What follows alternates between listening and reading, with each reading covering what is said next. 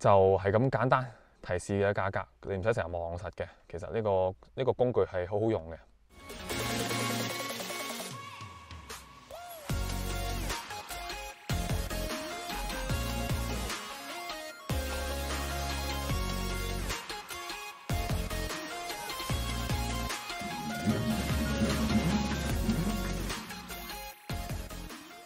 大家好，歡迎翻到嚟 Rare Trader 嘅頻道，我係 Henry 啊。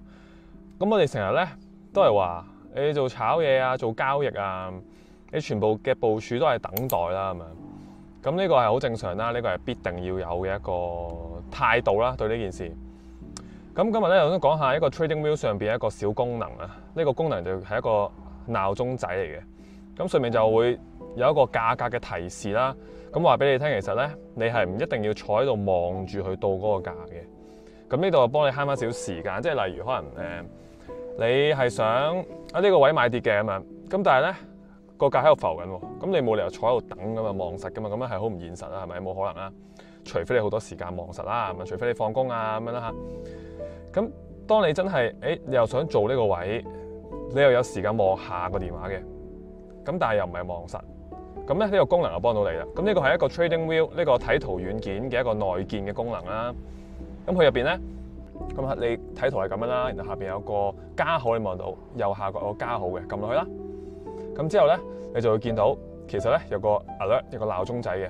咁首先第一 part 你會見到有個XAUSD 啦，黃金產品啦。然後下邊而家挑選緊嘅就係一個佢點樣去觸發呢個價格？譬如佢係掂到啊，定係超過？咁上面咧就打呢個數目字啦。呢個係你想入市嗰個金額。到幾多錢就提示我啦，咁樣呢個位就入嗰個位啦。譬如你想幾多錢入落去就提示你啦，咁樣。譬如如果係145咁，145去提你，咁個價跨過咗咧，見到上面寫住 crossing 咧，跨過咗掂到呢個價咧，咁佢就會去響機噶啦。咁然後咧，咁佢呢個位置咧，咁其實你會見到佢寫住係 every time 或者係 only once 嘅，即係佢提醒你幾多錢。譬如如果你真係顯示咗1845嘅，咁如果嗰日真係個價喺1845嗰度不斷喺度喐，咁佢就提你咁多次噶啦。咁如果你只提醒一次咧，咁佢就響你機一次啦，咁樣。咁然後下邊有個時間校翻，幾時唔再提示你啦？呢個鬧鐘仔係過期啦，過咗噶啦，咁佢就唔會再提你噶啦，過呢個時間噶嘛。OK，咁即係首先重複一次啦，最頂嗰個就係個產品啦，提示你翻嚟玩緊黃金嘅 XAUUSD。第二個就係佢點樣去提醒咩情況下佢會響機。最簡單就係佢 crossing， 即係佢穿過呢一個嘅價格嘅時間。crossing 咩價咧？咁啊1845啦，你可以自己 set 嘅。你覺得佢1100蚊要提你嘅，咁你咪 set 1100咯。你覺得佢係其他價格提你嘅，咁你咪 set 其他咯，就係咁嘅啫。然後下邊啱啱講過啦，嗰個提示嗰個頻率啦，咁然後一路再落去啦。咁就有唔同嘅提示嘅方式啊，其實。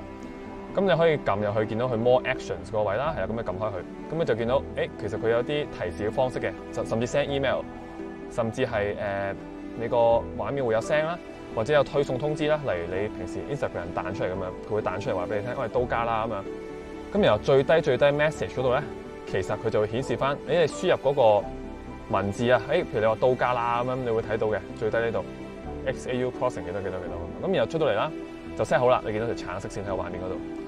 咁條橙色線就話俾你知咧，其實OK 啦，你 double click 入去，你中意取消嘅，咁你就撳左下角 delete。如果唔係嘅，咁佢就留喺度，一路喺度等呢個價到。譬如個價真係跌緊落去嘅，1846跌緊落去嘅，咁咧你就可以等啦。咁跌落去到，佢就會響機，即係到啦。咁你入唔入你嘅決定啦。但係呢個功能我覺得有時都幾好嘅。我試過佢我 set 咗個價啦。我 set 咗佢 every time 提示我啦，咁佢真係不斷提示我嘅，即係我啲1100蚊咁樣，佢真係不斷響咯。佢每掂一下，佢5秒掂一下，佢都會不斷5秒響你一次。咁呢個就係一個功能啦。咁呢樣嘢係幫到大家去等一個機會啦，一個鬧鐘仔。咁從而令你等嘅過程咧，你就唔需要話我要 check 電話，成日都要 check 咁樣。你可能會 check 少啲咯，你就唔會話好似好 panic 好緊張咁樣啦。畢竟我哋等嗰個位，講真，你 plan 完到就做噶啦，你就唔需要諗太多嘢嘅啫。講真，呢個情況底下，喂，你 set 完響機，其實話俾你聽，你分析嗰個價，喂，有機會做啦，你想做嗰個位嚟啦，咁你咪去做咯，就係咁嘅啫嘛。